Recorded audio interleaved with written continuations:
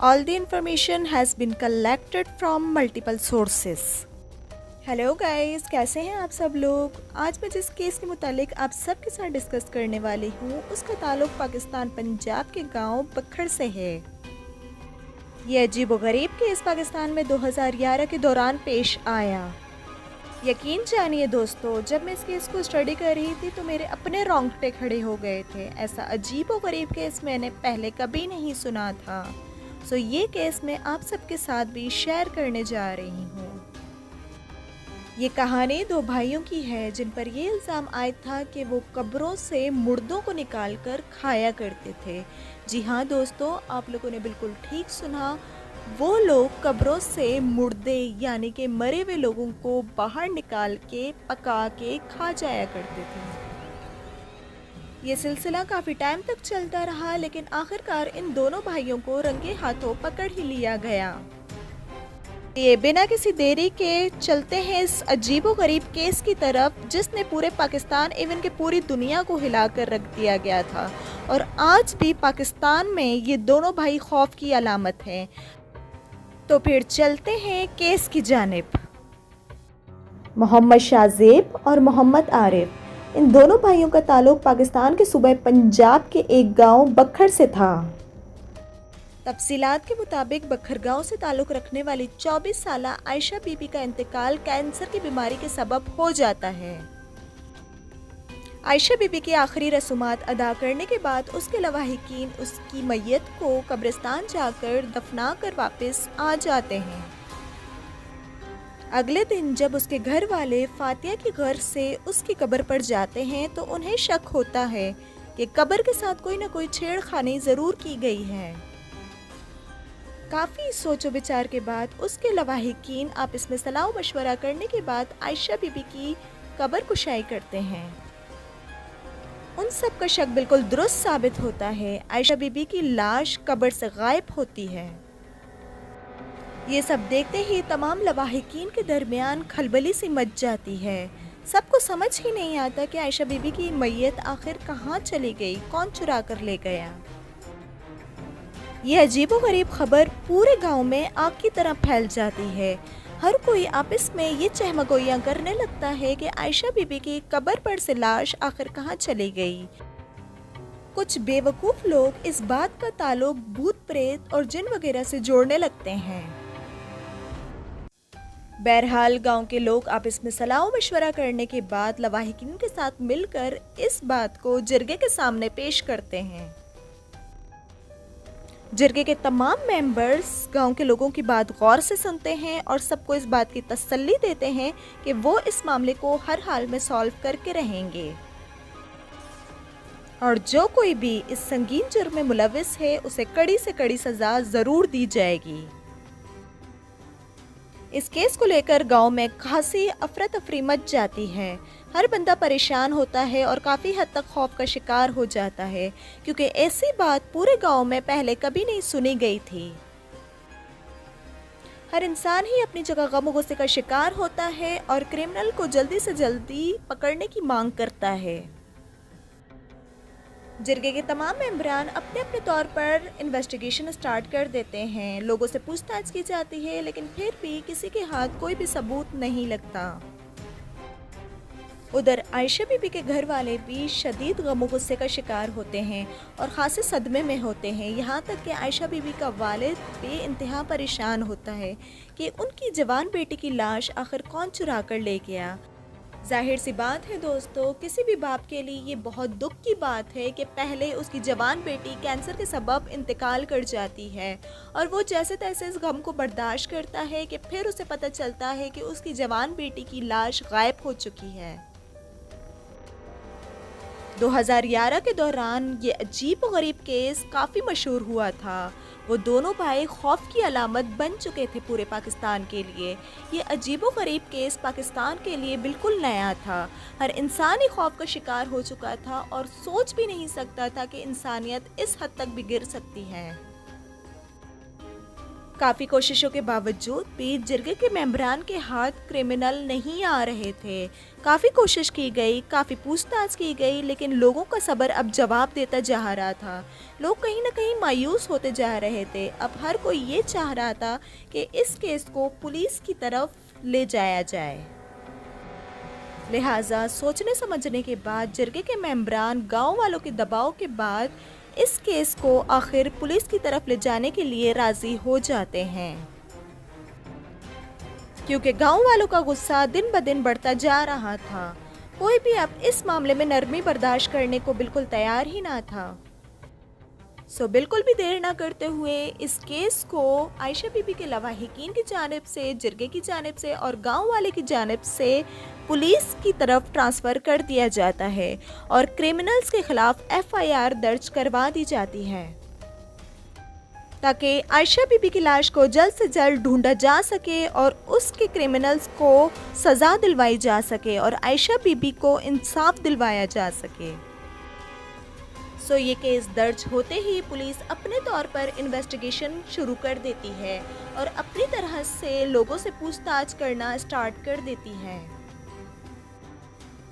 इस अजीबोगरीब केस को हल करने के लिए एक ख़ास टीम तश्कील दी जाती है ताकि वो बेहतर तौर पर इस केस पर काम कर सके। पुलिस इस अजीबोगरीब केस को काफ़ी संजीदगी से लेती है ताकि क्रिमिनल्स तक जल्द से जल्द पहुंचा जा सके और इस बात का पता लगाया जा सके कि क्रिमिनल्स को आयशा बीबी की लाश से क्या गर्ज थी। पंजाब पुलिस तमाम सबूतों को और शवाहिदों को बारीकी से देखना शुरू कर देती है। लोगों से पूछताछ की जाती है, हर मामले को हर एंगल से देखा जाता है, क्योंकि ये केस काफ़ी अजीबोगरीब और अपने तौर पर एक खौफनाक था।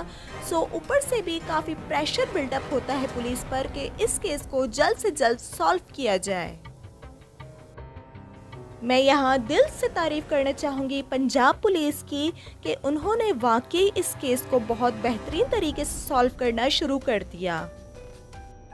पंजाब पुलिस के जवानों ने तमाम सबूतों की नए सिरे से छानबीन की और लोगों को इस बात का यकीन दिलाया, ख़ास तौर पर आयशा बीबी के लवाहिकीन को और उसके वालिद को, कि उनकी बेटी के क्रिमिनल्स को सज़ा ज़रूर मिलेगी और जो कोई भी इस सब में मुलविस है वो ज़रूर अपने अंजाम को पहुंचेगा।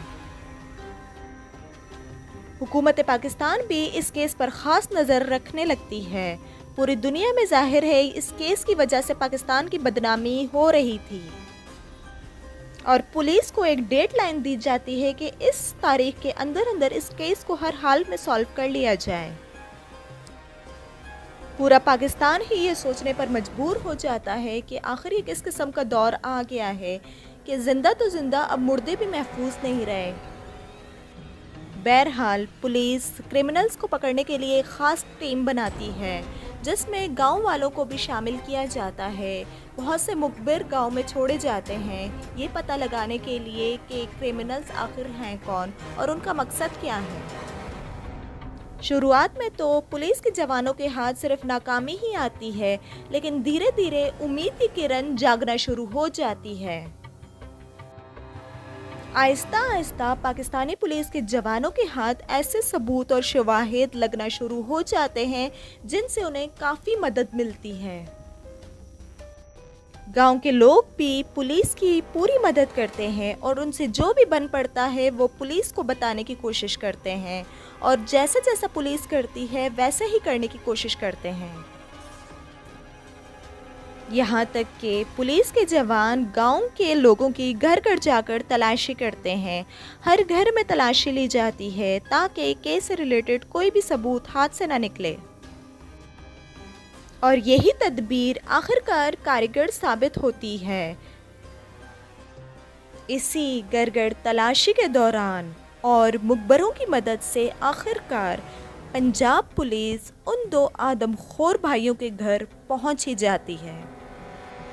पंजाब पुलिस जैसे ही उन दो आदमखोर भाइयों के घर दाखिल होती है तो उन्हें एक अजीब सी बू आती है। पुलिस के जवानों को कहीं ना कहीं ये समझ आ जाती है कि ओ ना कुछ गड़बड़ इस घर में ज़रूर तो है। पंजाब पुलिस के जवान देर ना करते हुए उस घर को चारों तरफ से घेर लेते हैं और बारीकी के साथ उस घर की तलाशी लेना शुरू कर देते हैं। और दोस्तों, आगे जो मैं आपको बताने जा रही हूँ वो सुनकर आपका दिल दहल जाएगा। तलाशी के दौरान पुलिस के जवानों को उन दोनों भाइयों के घर के एक कमरे से आयशा बीबी की लाश मिल जाती है। कमरे का मंजर इस कदर खौफनाक होता है कि पुलिस के जवान और साथ के जो गांव के लोग जो उनकी मदद कर रहे होते हैं वो सब खौफ का शिकार हो जाते हैं।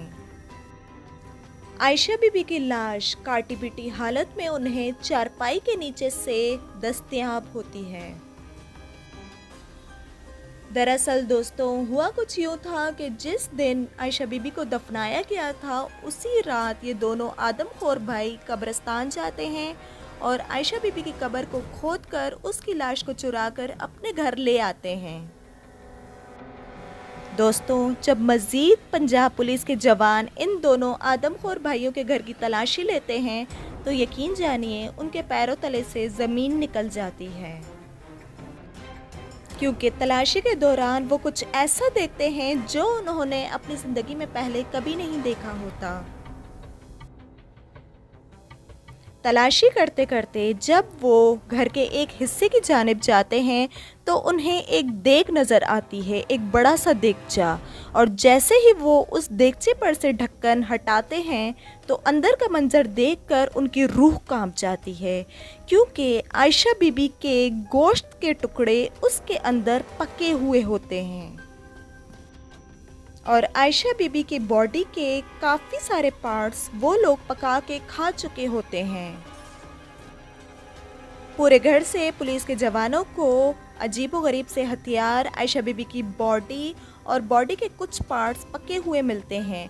पूरे घर का माहौल इस कदर खौफनाक होता है कि पूरे लोग, यहाँ तक कि पुलिस के जवान खुद भी सहम जाते हैं। बहरहाल दोनों भाइयों को फ़ौरन से अरेस्ट कर लिया जाता है और तफ्तीश के मुताबिक पूछताछ शुरू कर दी जाती है। पुलिस के जवानों की जानिब से पूछताछ के दौरान वो दोनों भाई अपना जुर्म कबूल कर लेते हैं और खौफनाक किस्म के इंकशाफात भी करते हैं। तफसीलात के मुताबिक वो पुलिस को बताते हैं कि ये सिलसिला वो काफ़ी अरसे से चला रहे थे। वो अक्सर कब्रिस्तान जाया करते थे, वहाँ से लाशें चुरा लिया करते थे और इसी तरह उन्हें पका कर खा लिया करते थे। पुलिस के जवानों की जानिब से जब उन दोनों भाइयों से पूछा गया कि वो ऐसा अजीबोगरीब काम आखिर क्यों करते थे, तो उन दोनों भाइयों के पास इसका कोई भी जवाब मौजूद ही ना था। बस उन्होंने ऐसा ही कह दिया कि उन्हें मज़ा आता था, उन्हें ये सब काम करने से सुकून मिलता था और वो गोश्त उन्हें बहुत लजीज लगता था। और दोस्तों, अब दिल थाम कर सुनिए, पूछताछ के दौरान वो एक ऐसा जुर्म भी कबूल करते हैं जिससे सुनकर आपके पैरों तले से भी ज़मीन निकल जाएगी। वो दोनों लोगों की लाशों को तो खाते ही थे, लेकिन इसके अलावा मोहम्मद आरिफ के 4 साला बेटे की लाश को भी वो दोनों पकाकर खा गए थे।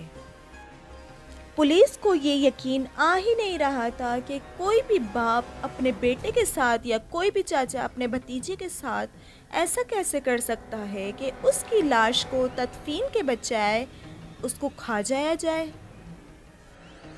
डॉक्टर की जानिब से जब इन दोनों भाइयों को चेक किया गया तो डॉक्टर ने कहा कि ये दोनों भाई नॉर्मल नहीं हैं, ये दिमागी मरीज़ हैं, लिहाजा ये बाकी लोगों के लिए भी ख़तरा साबित हो सकते हैं। अगर इन्हें खुलेआम छोड़ दिया गया तो ये अपने काम को करना कभी नहीं रोकेंगे, ये अपना काम जारी रखेंगे और कब्रिस्तानों से इसी तरीके से मुर्दे निकाल कर खाते रहेंगे। बहरहाल पंजाब पुलिस की जानिब से इन दोनों भाइयों को अदालत पेश किया गया और अदालत में इन दोनों भाइयों ने अपना जुर्म कबूल कर लिया। अदालत की जानिब से इन दोनों भाइयों को उम्र कैद की सज़ा दी गई और इन्हें लाहौर जेल में मुंतकिल कर दिया गया। आज भी ये दोनों भाई लाहौर जेल में अपने हिस्से की सज़ा काट रहे हैं। दोस्तों, ये थी दो आदमखोर भाइयों की कहानी जिनका केस पूरे पाकिस्तान इवन कि पूरी दुनिया में काफ़ी मशहूर हुआ। 2011 के दौरान इस केस को काफ़ी कवरेज मिली। आज भी पाकिस्तान में इस केस को खौफनाक तरीन केसों में से एक केस माना जाता है। इस केस को लेकर आज भी पाकिस्तान के लोग, खास करके बक्कर के लोग, बहुत खौफजदा होते हैं। यकीन नहीं आता ना दोस्तों कि इंसानियत इस हद तक भी गिर सकती है कि कोई मुर्दों को भी नहीं बख्शता। मेरी यही दुआ है कि खुदा हम सबको इस तरह के क्रिमिनल से महफूज रखे, जो बज़ाहिर तो इंसान होते हैं लेकिन दर हकीकत इंसान के बेस में छुपे शैतान होते हैं, जिनसे एक तरफ तो इंसानों को तो ख़तरा होता ही है, लेकिन यहाँ तक कि इन लोगों के शर से लाशें भी महफूज नहीं रहीं। आज भी बक्खर गांव के लोग अपने बच्चों को इस अजीब किस्से के बारे में ज़रूर बताते हैं, ताकि उनको आगाही हो सके कि इस दुनिया में किस किस्म के दरिंदे घूम रहे हैं। मेरी आपसे यही रिक्वेस्ट है दोस्तों कि अपने आसपास के माहौल पर ख़ास नज़र रखें, अपनी हिफाजत खुद करें, अपने बच्चों की हिफाजत के बारे में किसी किस्म की कोई कोताही ना बरतें। ये दुनिया दरिंदों से भरी पड़ी है। चलिए दोस्तों, अब मैं इजाज़त चाहती हूँ। अपना बहुत सारा ख्याल रखिएगा और दुआओं में मुझे हमेशा याद रखिएगा। और अगर आपको मेरी ये कोशिश पसंद आई हो तो please like and subscribe my YouTube channel and click the bell icon. अपना और अपने घर वालों का हमेशा ख्याल रखिएगा। अल्लाह हाफिज़, टेक केयर, बाय बाय।